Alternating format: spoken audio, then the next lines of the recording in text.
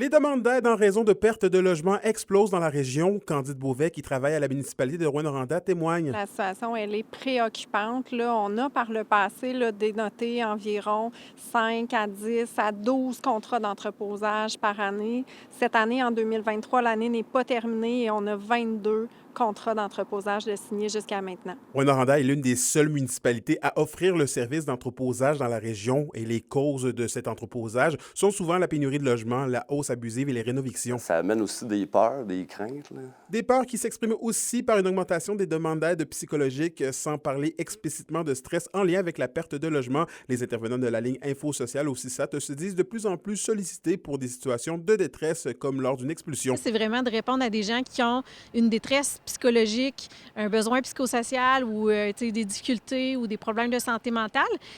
Et effectivement, on voit que les gens vivent de plus en plus de détresse, là. Lorsqu'il est question de logement, le manque de connaissances juridiques apporte son lot de défis et vient accentuer, selon Marc-André Larose, le nombre de personnes sans résidence. Quand on ne connaît pas exactement les droits, on peut penser qu'on est dans le tort. Parfois, on va accepter des choses qu'on ne devrait pas de la part du propriétaire parce qu'on se dit « Ah, mais là, je peux pas avoir de trouble avec parce que si me sac dehors, j'en trouverai pas, je me ramasse à la rue. » Avec un taux d'inoccupation particulièrement bas dans la région, soit de 0,7 à Amos, de 0,8 à Rouyn-Noranda et 1,7 à Val-d'Or, il est très difficile de se reloger. L'allocate demande donc un resserrement des lois en matière d'expulsion et un gel des prix des loyers pour éviter des hausses abusives. L'association mise également sur de l'éducation populaire. Commencer un peu par la base, le droit au maintien dans le logement.